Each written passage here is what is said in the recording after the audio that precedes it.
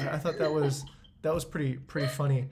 Okay, let's go ahead and begin, everybody. So today is okay. This is actually okay. I think we have a smaller group meeting, so we can have a little bit more focus and develop a little bit more of our techniques. Right?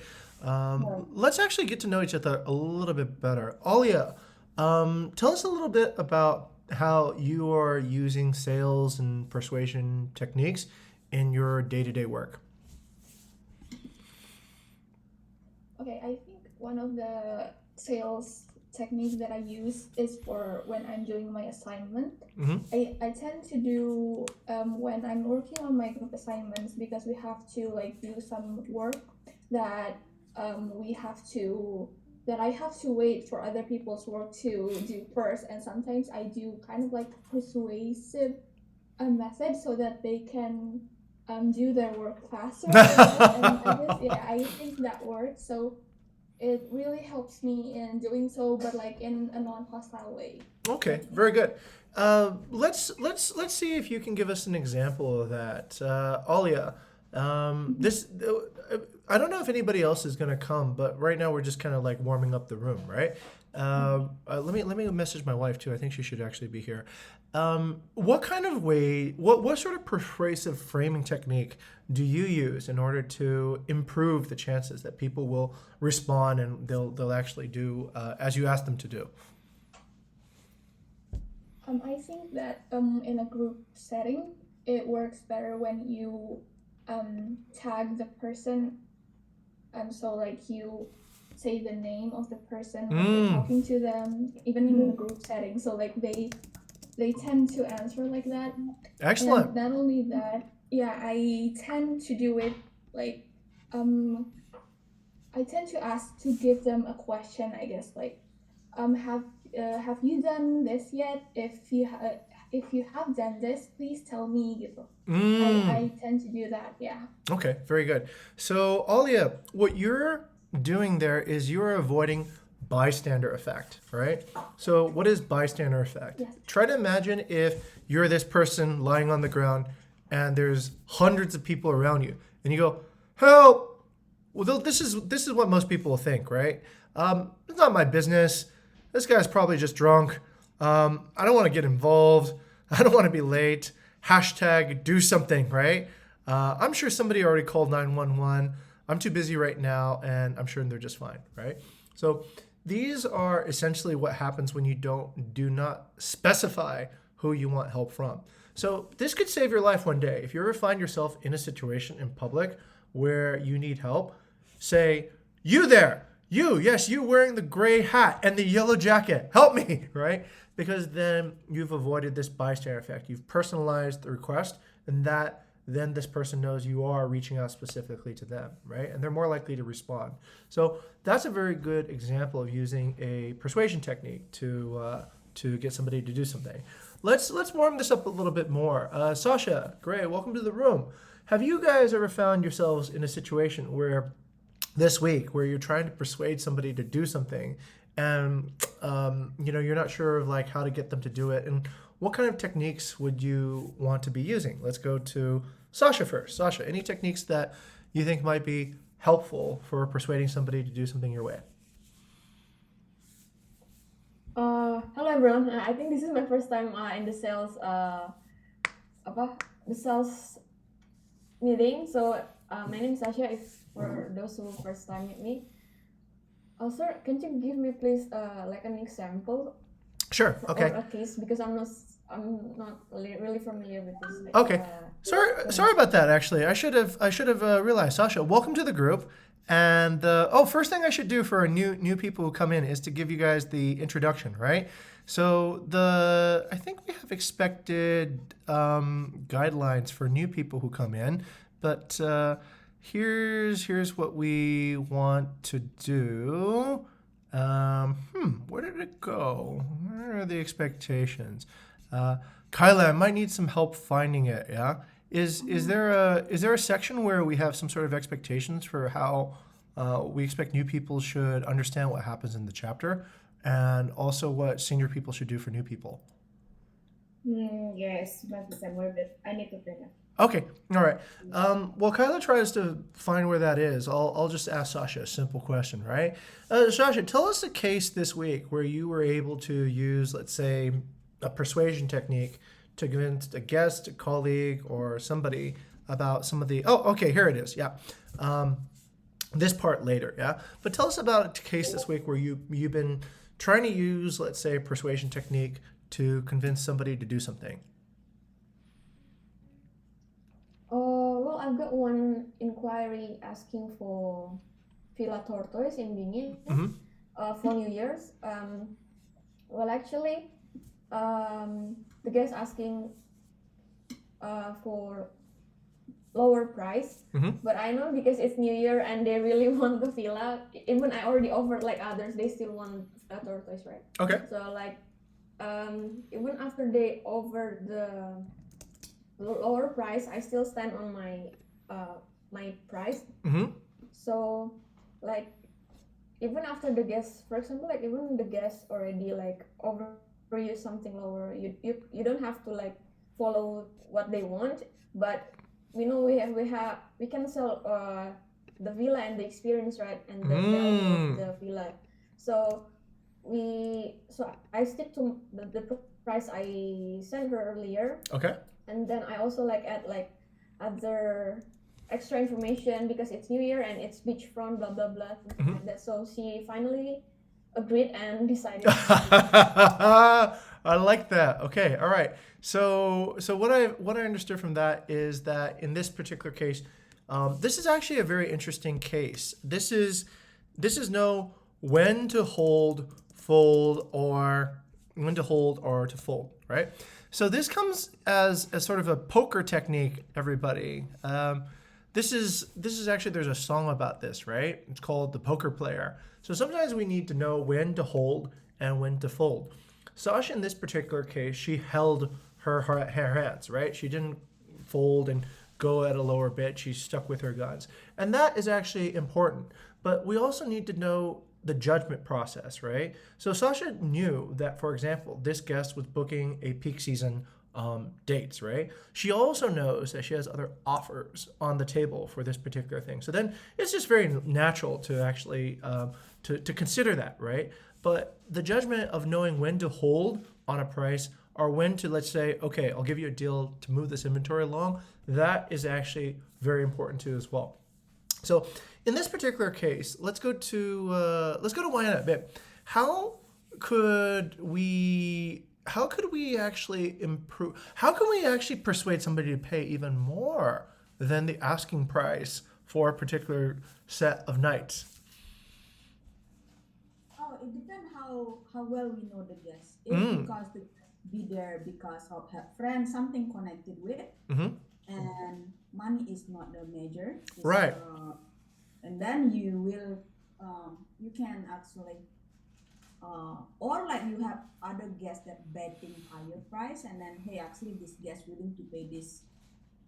But if you're willing to pay this, and I will give it to you. That is an interesting part, right? Okay, very good. Before buy today, and then that be yours like that. There you go. Okay. We don't do this very often in the industry of vacation rental, but it's actually really common in the housing market here in California. If you list your property for, let's say, I don't know, $1 million, you eventually will probably sell it for 1.2, 1.3, 1.4. And so why is that? It's because there's so many people who are going to put in bids, right? And so you play the bids against each other, and eventually you should be able to get something that's a little bit higher, right? But what Wayana said is fundamental. It's part of the discovery process, and that's something I want to elucidate for everybody who's in this chapter. So there's essentially 5 steps to any effective negotiation. One is identifying who your counterparty is, right? And we need to understand something about the way that they make decisions. Last week, we had a breakthrough. We decided that perhaps using this particular idea of understanding if your counterparty, the person you're negotiating with, do they rely on logos, pathos, or ethos to make their decisions? Logos are people who are logical. They're rational. They require proof of something that works. Logos in Bukit Vista would probably be somebody like That's just funny. Eka said it. Somebody like Bayu, right? Bayu is very logos on the way he makes decisions. Ethos. Ethos is based on, let's say, credibility and trust. Your relationship with other people, your establishment. I would say probably Ara. You said Ara too? Yeah. Okay. Ara probably falls into this category with ethos, right? Like credibility, background, these things are very important. And then pathos, right? People who use emotions and values and personal values to actually make decisions. That would probably be me? Who? Boo Lily, yeah. Who said Boo Lily? Maybe Wayana, yeah. Maybe Wayana would actually be somebody who is motivated often by pathos, right? By how they feel. So understanding this is one of your first primary steps in any type of negotiation, okay? So understand if your counterparty makes decisions by logos, pathos, or ethos, okay? Second is you need to get into a position where you can discover something about the purpose of why this person is here. This is where you need to build trust and encourage open conversation. Now, I'll give you an example of something I saw in Turkey that was actually pretty funny. I'll give it the example at the end. I'll give the example at the end of how they do this. Okay, so you need to build the trust and encourage open conversation. Otherwise, people won't tell you why they want to do a certain thing. So you need to at least build enough confidence where they feel comfortable telling you some things about their plans, right? The third step is discovery.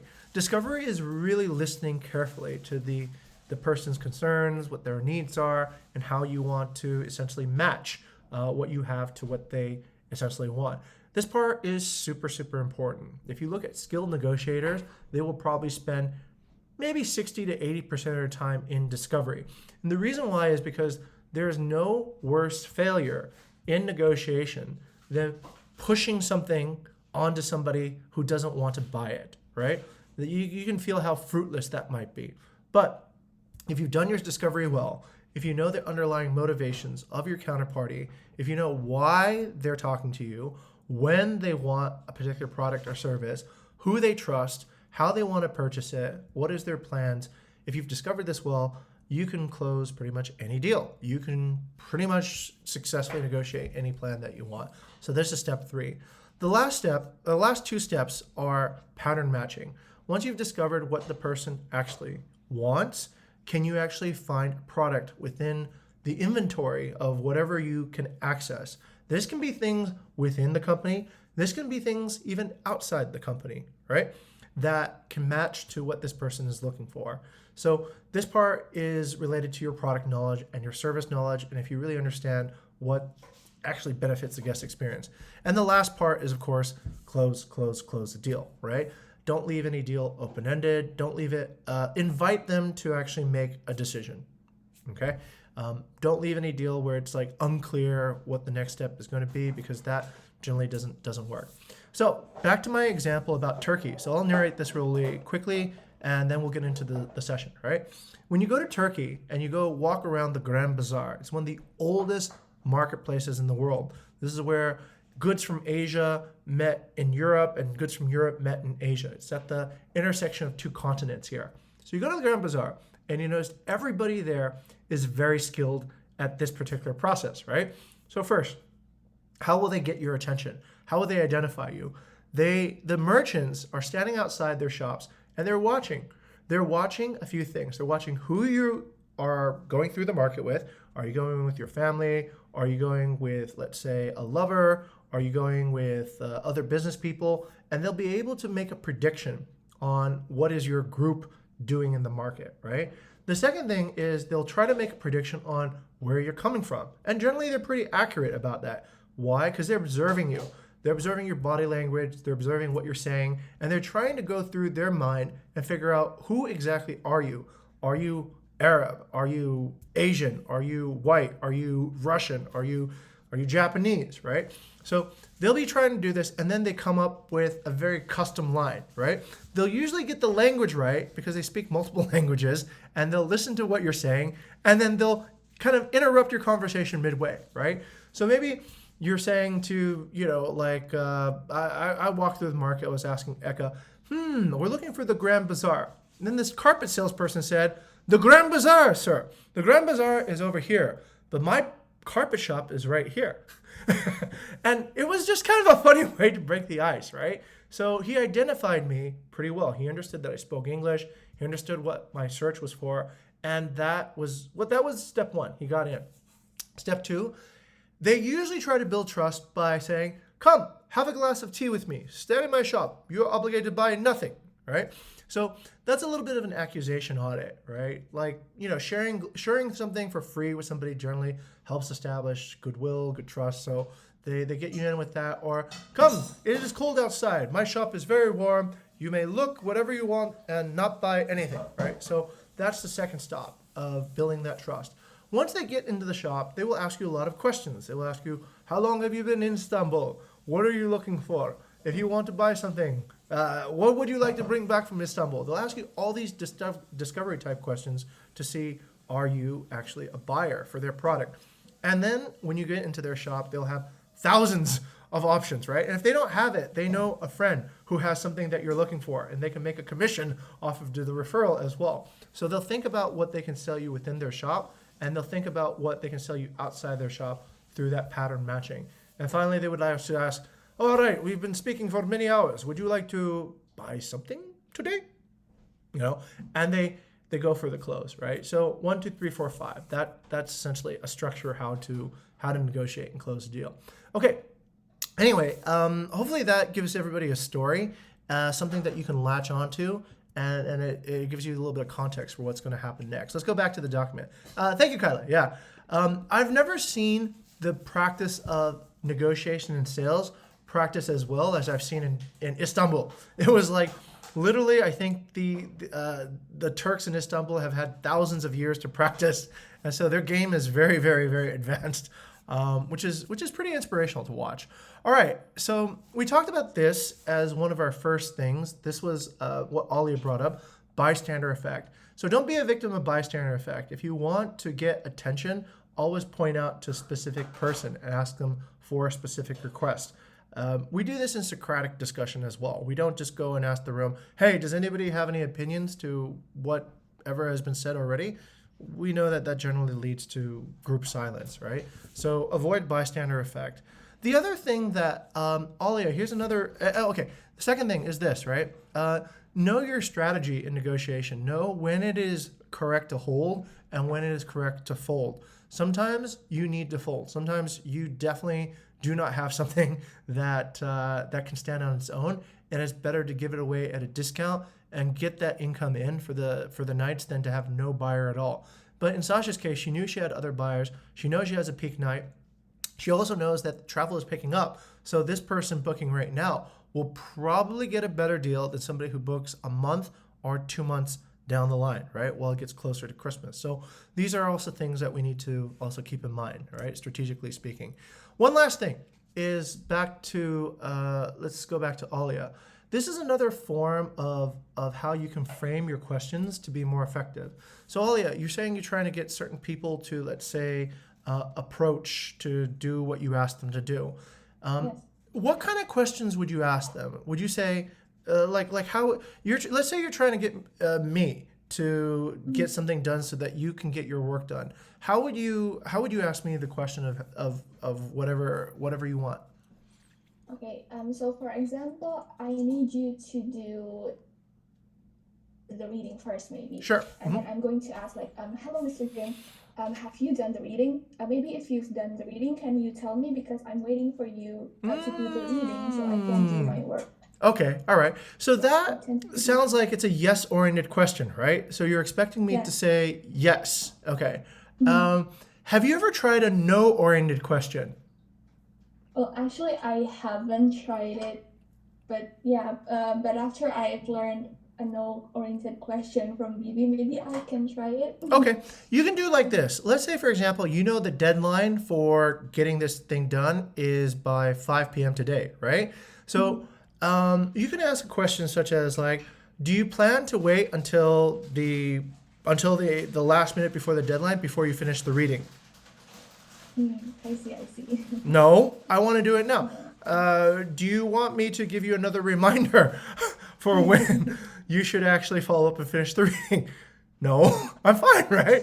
So that actually shifts the mindset a little bit. It could be a little bit intimidating, yes, Kyla. I think it probably has to be done in a way that is diplomatic too as well, right? You could add a little bit of playfulness into a no-oriented question, right? If I don't hear from you by this time, do you need another reminder, right? Would you be okay? So the no orientation oftentimes makes it where the person actually feels a little bit safer, right? Because saying no is safe. Saying yes is a little bit less safe. Saying yes commits you to doing something. Saying no makes it relaxing, right? You can say, no, I'm not going to do that. No.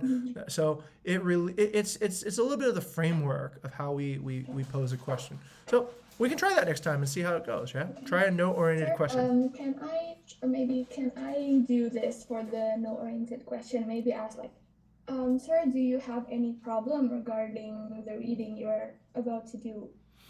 Is that a no-oriented question or not? Okay, that's a good question. Do you have any problems? Let's go to Wayana. What do you think about that? Is that a no-oriented question? Do you have any problems with the reading that you are experiencing right now? Oh, babe, I think you're muted. Or no, you're not muted, but I just can't hear you. Okay, yeah. There is a question instead. Come again? Alia is asking a question instead. Right. So how should she frame it then?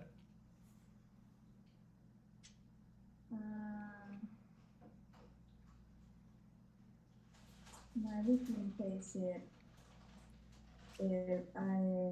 jika aku mengingatkan nanti jam 5 nggak marah kan gitu. Oh, like an accusation audit.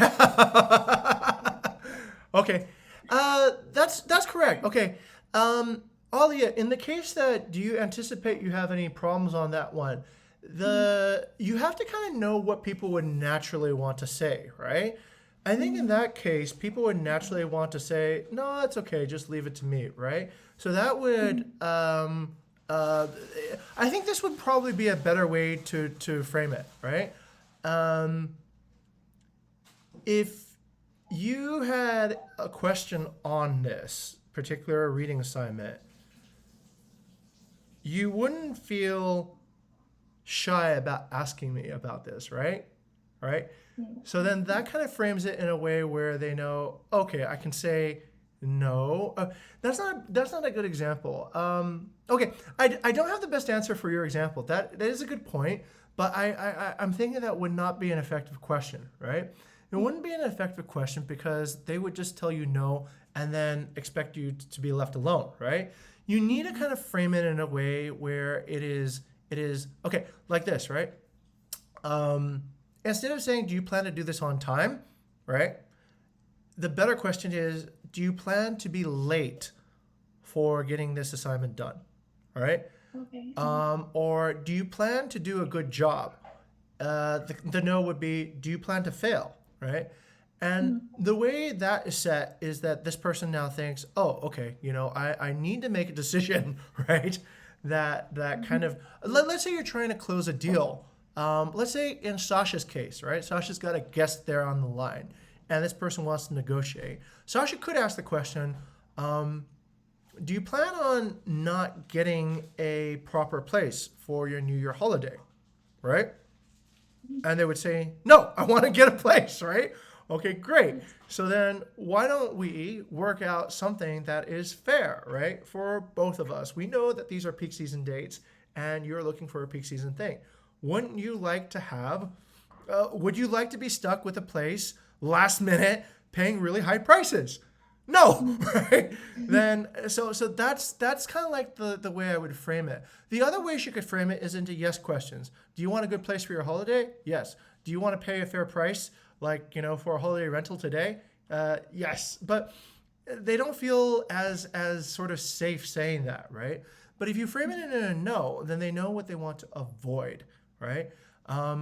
So it's a technique that we've seen some pretty good results with, and it changes the psychology. It makes generally people feel a little bit more safe, because if you have the power to say no, then you are if I have to say yes, I feel like you're leading me into somewhere where I might not want to go, right?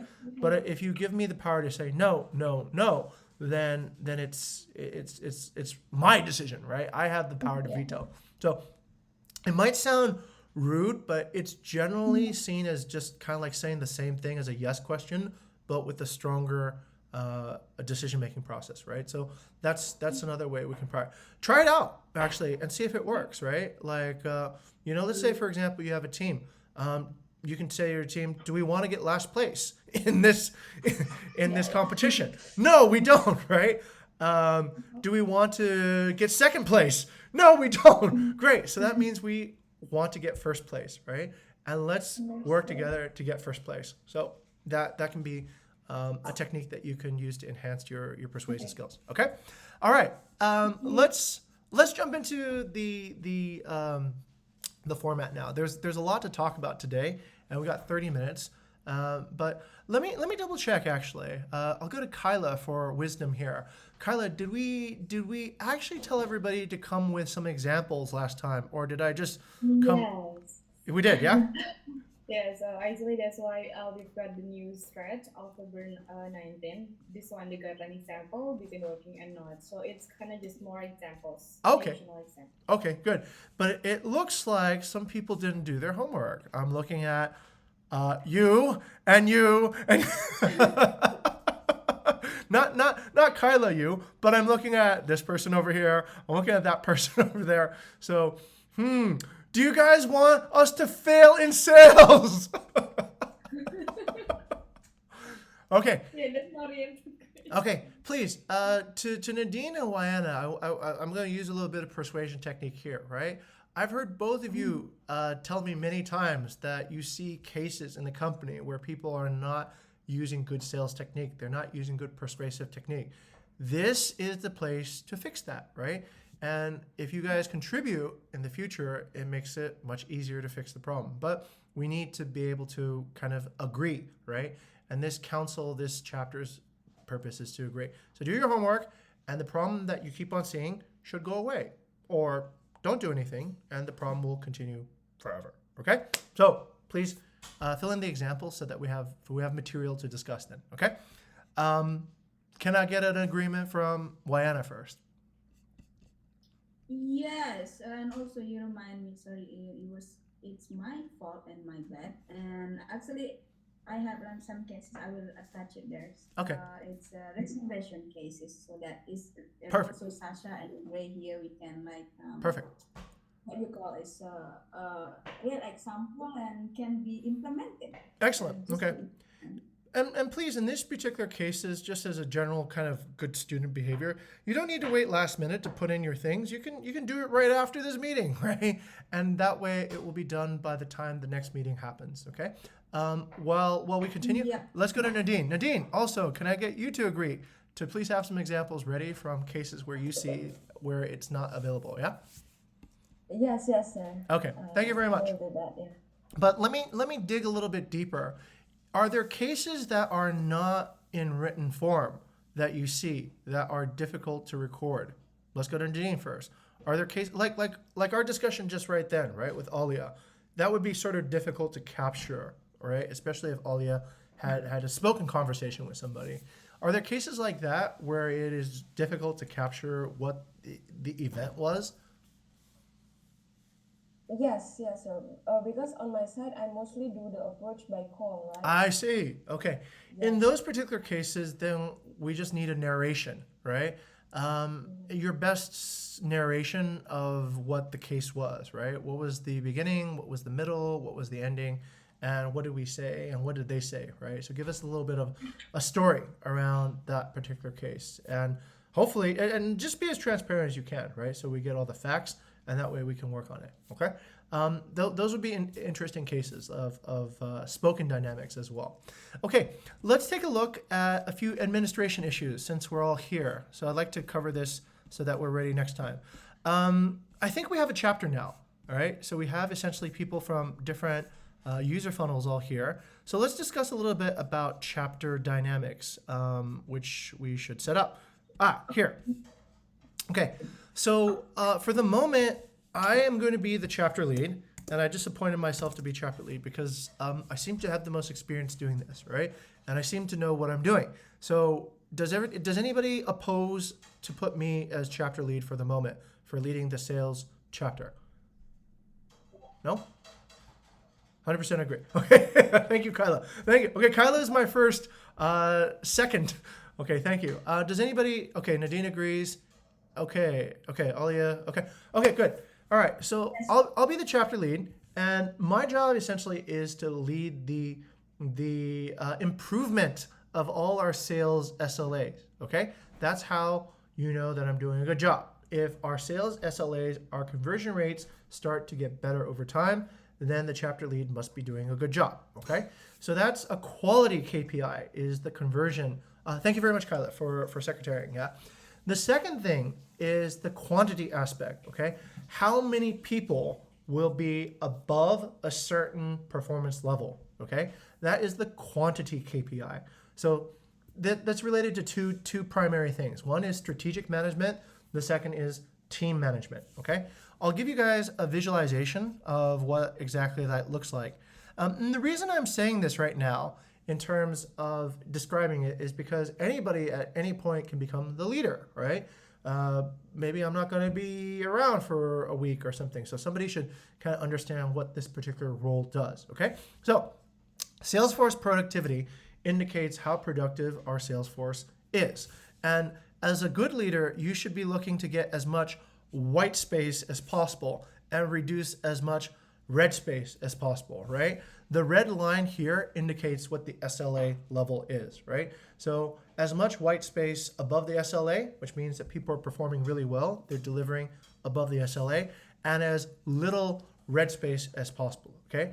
So the white space is because somebody as a chapter lead is leading the team well, okay, through good strategic management and also good team management.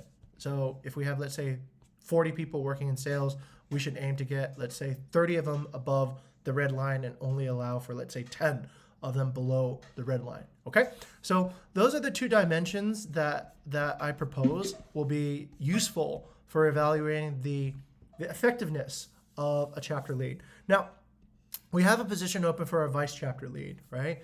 Which I think for the moment is somebody who assists the chapter lead. I think the job of a vice chapter lead is to help with two things, right? One is team management. So the chapter lead is in charge of the overall team, but then he might need, or she might need, assistance with actually managing individuals on the team and getting things to work the right way, such as making sure everybody does their inspection, right? And brings material to the weekly meeting. So that could be one of the things we delegate to a VCL to take a look at. The other thing I think is the VCL should be driving the strategic mission, right? So the VCL should be looking at, okay, what is essentially the strategic KPIs we're trying to achieve? Does everybody understand it? Does everybody have the right resources to implement it? And just making sure that this idea is being carried out through the rest of the team, okay? I think these are the two primary roles. And in addition, we have also a secretary.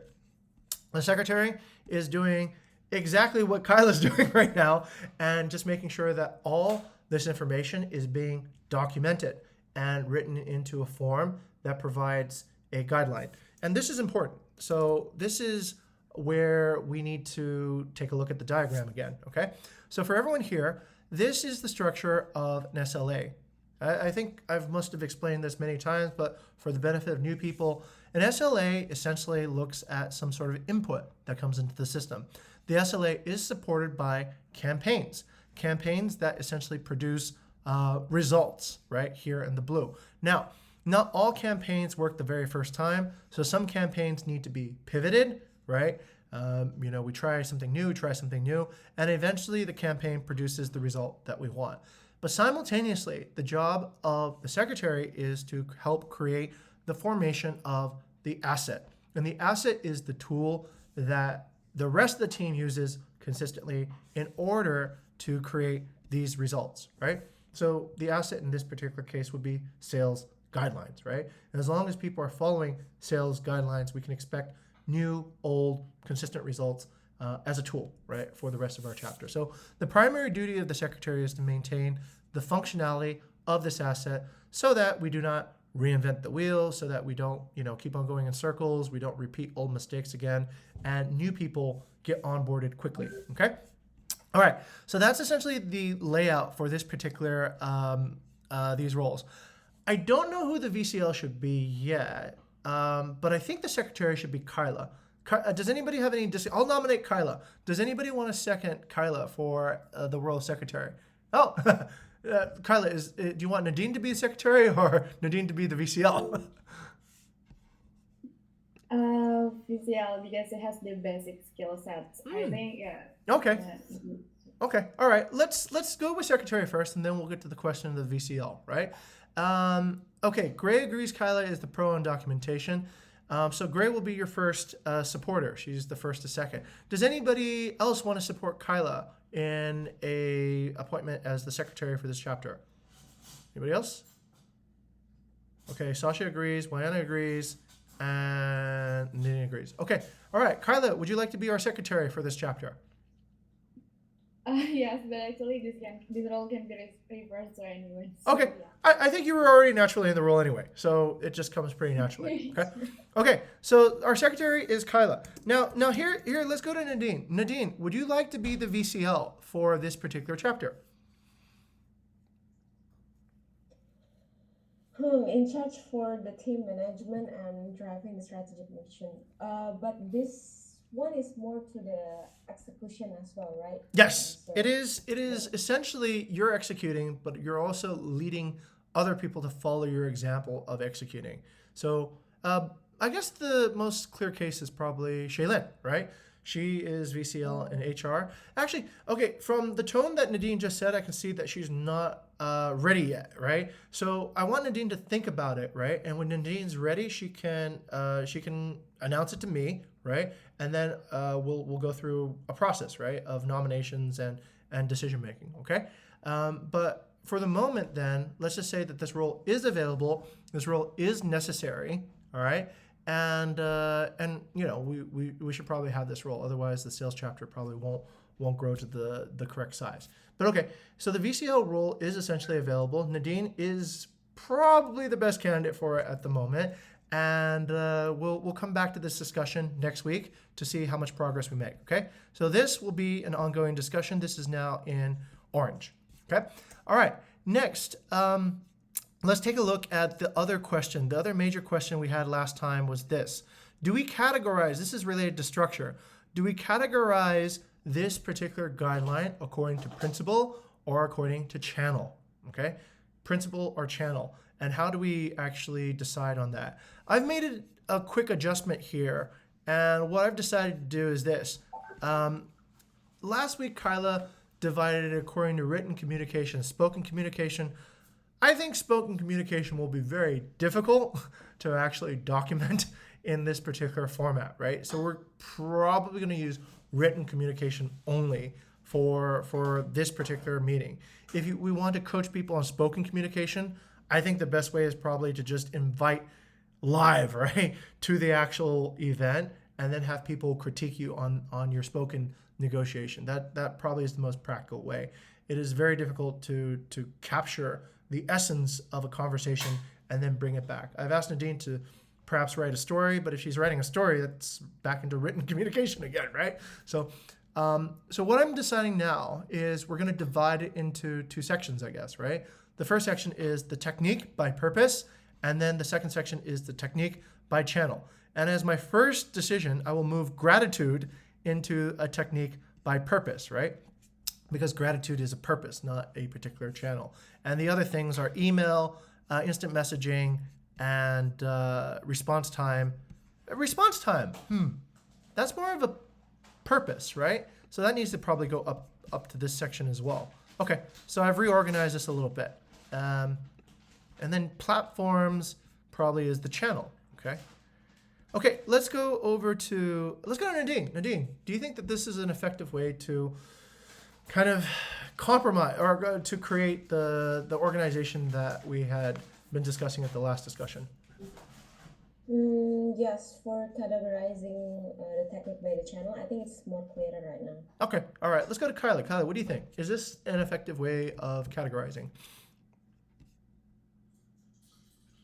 Um, for now, it's kind of enough, but yeah, we will need to make improvement in future. Maybe Okay. to make some adjustment regarding how to create it better. I can't really hear what Kyla just said. Kyla, would you be able to repeat again, please? Oh, sorry. Is it clear now? Yeah, now's better. Okay. I think for now, because it serves the purpose of we're trying to compile the guidelines, I think it is quite good that for the long run, Mhm. we need to make some adjustment just to create this paper better. I agree. You're right. Kylie, you're absolutely right. So this is actually, I think, a good example of good is better than perfect, right? So we probably don't have a perfect organization at the moment, but if we try to figure out what perfect is, that then we have to stop and figure out the structure, right? So let's start with this as a starting point, and there could be overlap right now. There could be purpose and channel that's overlapping, and that creates maybe double entries. But let's just use it for right now, and let's move on then. So we've established essentially a structure for this, and this essentially is a finished conversation. Okay, let's go into it now. So let's take a look at what is working and what needs some help. Okay, Kyla, tell us a little bit about this example and why this is working. I think it's kind of so I remember last week, Coffee D talking about the logos, colors, and those things, Uh-huh.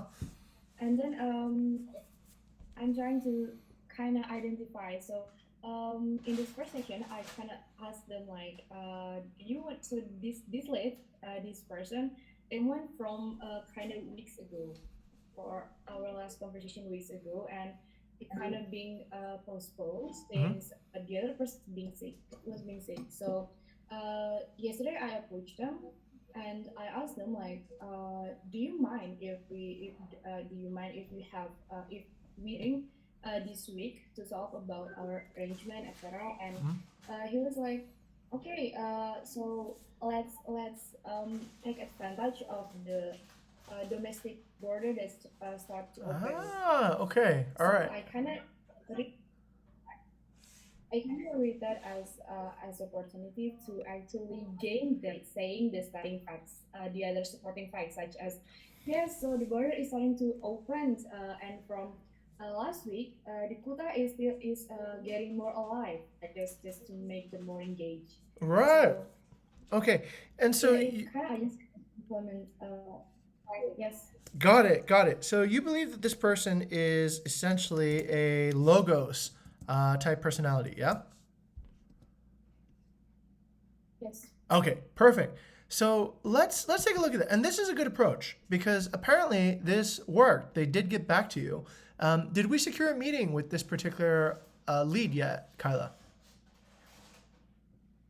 Yes, just this morning. Okay, fantastic. So it works. Let's think about this, right? So we have this approach. It targets logos. Let's think about what would make this even stronger, right? As an approach. Let's go to Sasha. Sasha, this works, right? So there's nothing wrong with this. This is functional. But what might we do to make it even stronger for somebody who is of a logos mindset?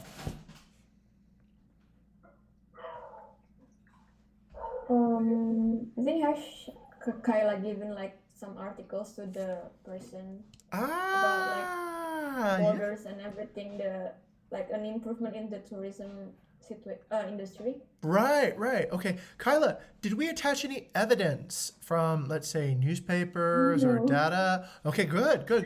Because if you see, right, let's say, for example, that this would be proof. Let's say, for example, you wrote to them using what you just said. They didn't write back. And then you wrote to them again, showing them the data. And then they wrote back. Then you would know what exactly, Kyla? They're interns in Sorry, I didn't quite catch that. Okay, let's say this happened, right? Let's say you wrote to them and it cut off here, right? You told them that, hey, look, the border's opening, everything is great, and then they stopped. They just didn't write back anymore. But then you sent an article showing that the border's open. You sent an article from an established news source saying that Kuta's getting really busy right now, and then they wrote back. Then you would know what? I would know that you're actually a Logos person Exactly. who is on data. Exactly. Because logos requires reason and proof, right? So you have the reason part. They are rational. They didn't get back to you when things were not so busy. They are getting back to you when things are busy. But the proof part, we don't really know, right? But this is why it's so important, I think, to kind of like have this is why sometimes Nadine and Wayana, not getting success in the first round, but trying again is actually where you get better at sales and persuasion, because you can try what is the follow-up, right? So let's say, for example, you write to somebody and they don't write you back. Take a guess, right? Guess whether they're a logos, pathos, or an ethos person. Let's say you guess they're a logos person, right? So you send them evidence that what you're talking about is real, right? You send them data, you send them charts, you send them, things that say like this is the real deal, okay? Let's say you're looking for ethos, okay? You don't send them evidence of the data or the proof or anything. What should you send them instead? Let's go to Nadine. Nadine, what would you send somebody that you think is an ethos player and trying to get them to respond to you if they haven't responded yet?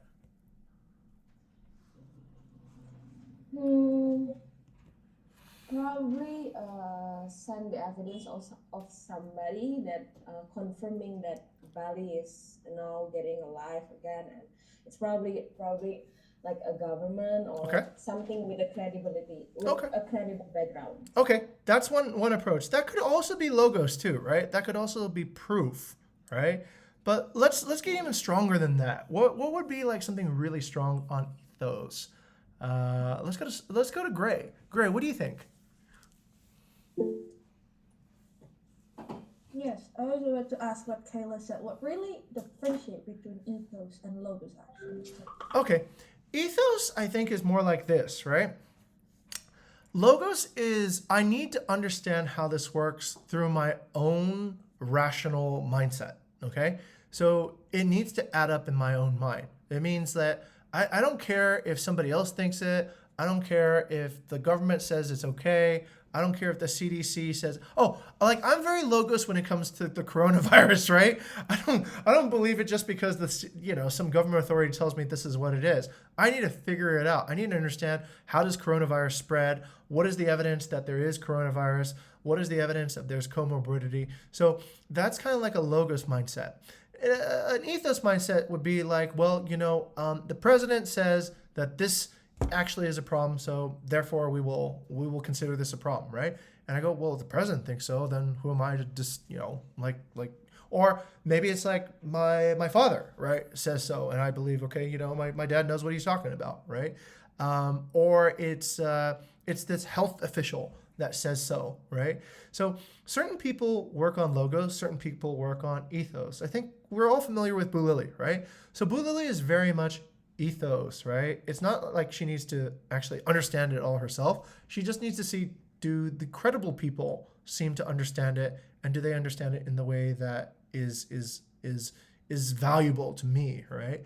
So these people are motivated by things like brand recognition. They're motivated by where's the crowd going. They're motivated by symbols, right, of power, of symbols of credibility. So that's the main difference between. This is more of a businessman mindset. This is more of a scientist mindset, right? So, actually, this is perfect. This is CEO. This is probably CTO, and this is probably Chief Marketing Officer, right? That would be essentially the three types of different.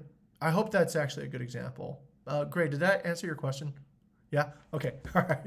So, okay, here's how I would approach the ethos if I was dealt with a situation where I'm trying to ethos, right?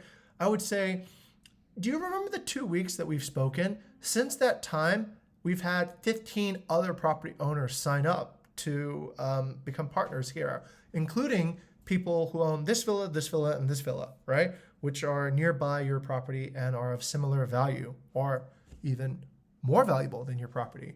Would you like to have a discussion now about how you can be the next person to enjoy Bukit Vista services, right? So that's an ethos play. That is, the bandwagon is going this way, the strong players are going this way, you should probably follow, otherwise you'll get left behind. It talks nothing about the fundamentals, right? We don't talk about like, will you make money? Will this recovery affect you? We talk about essentially this idea that credibility is headed this way and you should head this way with us. So that's an ethos play.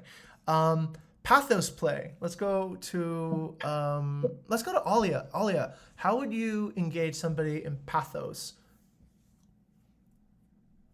I think since it's about stories or inspirational quotes, maybe we can give them stories about our previous guests Right. and like how they are inspired by us. Right. So this happens if you understand how somebody is emotionally triggered, right? Some people are emotionally triggered by, let's say, their networks. They're really proud of the people they know. You know these people. These people always name drop, right? They go, I know so-and-so from this place. I know so-and-so from this company. I know so-and-so from whatever. So some of that might be ethos, like they're talking about credibility, but you gotta have to be nuanced too, right? Did they say that to establish credibility, or do they say that because they really enjoy these relationships with people? Do they really care about others, right? So it could be somebody who says, I'm doing this because I want to help my family, right? Somebody in my family suffers from this particular disease, and I'm here every day to champion this particular cause. So then the pathos play would be, well, by doing this can indirectly and directly support the cause that you really believe in, right? And wouldn't it be great to see thousands of people cured from the revenue generated from your particular property that can go towards your particular purpose, right? So that's a pathos play. That's playing on essentially the emotion and the values that somebody has too as well. Okay, great. So that's a quick little journey into the principle that Kyla has discovered, right? Which is, how do we identify this person, and how do we then craft the correct messaging for this particular person? Kyla, I think this is great. What would you like to do, Kyla? Would you like to create a new section in the guidelines to put this in, or does this fit under an existing? Focusing on the logos, but as that kind of, yeah. Okay, yeah. I think what you can do is, it's a technique by purpose, right? So this could be an identification technique, right? And you can put it down as identification technique for logos, okay? Logos for a potential partner. And that will help us in the future identify somebody is logically driven. And the next time you have it, you can spread it into 2 particular engagements, right? For all the ones that, let's say, didn't respond to you, send them a piece of evidence if you think they're logos. Send them an example of other people joining if they are, ethos, right? Send them an example of how they're supposed to feel after they've partnered with you. Maybe getting a testimony from another partner, right? That could be your pathos play. So you have essentially you have all these different tools that you can put into the mix for whichever direction you want to go. Let's go to Sasha. Sasha, what are you learning from this particular discussion so far? I think that when we understand like what type of person is that, like we can like give the suitable like follow up or like actionable to close the deal, or something like that. So It's essentially the packaging, right? Think of it this way. Some people prefer, blue packaging. Some people prefer red packaging. Some people prefer whatever, right? The end gift inside is pretty much the same, but the packaging then affects how people respond to it. Some people respond to a logos packaging. Some people respond to an ethos packaging. Some people respond to a pathos packaging. And you can also do this, Sasha. You can also decide for yourself which packaging works well for you. and then think about, do you engage better with people who understand what packaging you like, right? Rather than sending you packaging that you don't like, right? So this you can also do some self-reflection and understand which personality type you are. Which actually kind of brings the question, which personality type do you think you are? Yeah, I think that's true. But I think for me, I'm more of a ethos person. Okay, ethos. Okay, very good, very good. Okay, good to know. Let's keep on going then. Tests. Yes, Kyla. What's the test? I think she's testing the connection. Oh, okay, Just love okay. anything. Okay, got it. All right, so let's take a look at the next example provided by Kyla, and let's take a look. Oh, we only got a few more minutes left. We only have 3 minutes left. 2 minutes left. All right, sorry everyone. Unfortunately, the administration section of today's discussion took a little bit too long, so we're gonna have to stop for now. Okay, but there are really good examples here, and what we can do is this, right? When we end today, go back and give some comments for what you believe this is, okay? So everybody, please just pick somebody else's work and give them some feedback, right? You can be like, let's say, for example, Alia. Sasha might write, Alia, I don't understand why this is good. Like, can you explain a little bit more? Or I don't agree with you, or whatever it might be, right? Or if you agree that it's good. If everybody agrees it's good, then by the time that we have our next discussion, we can just automatically put these things into our guideline table, okay? That will give us a little bit of a head start. So let's do the homework on giving commentary on all the examples that are here today. And remember, next time, please come in, bring also one fresh example of something that is on guideline and one fresh example of something that is off guideline. For those of you looking at HAR's work or whatever, or PR work that you think is not sales and persuasion oriented, then please point that out. And as soon as you see it, just stuff it here. This is the inspection cycle of how we actually develop our chapter, okay? So inspect, look for things that are on guideline and look for things that are off guideline. One example of each, okay? So that's it for today. I'll lead the next meeting next week, and Kyla will be our secretary, so those roles are clear. We'll have a discussion about who might want to be VCL, and please, everybody, please put in one example apiece. And also, one more option is, if you're not sure, put it as you're not sure, right? That's okay too. This is the point of having these discussions, to kind of get more confidence on that. Okay, that's pretty much it. Let's go ahead and end this discussion today. Thank you, everybody, for coming in. Hopefully, also, new people, please read this, right? New people, these are the expectations we have of newcomers, right? So new people coming into the chapter should be fast learner, willing to hustle, and like challenges, and you can work under targets. We expect seniors who are here, people who have already been here, to prepare good guidelines for the new members and balance the capabilities of all of the members in the chapters, right? So Gray has already put these expectations here, I think, and Wayana has put all these. Wayana, Kyla, and Nadine have also written here. So if you're new here, please take a look at that, and that will get you up to speed on what the expectations for the chapter are. All right, have a good day, everyone, and I'll see you all later. Bye-bye. See you next week. Bye-bye. Thank you.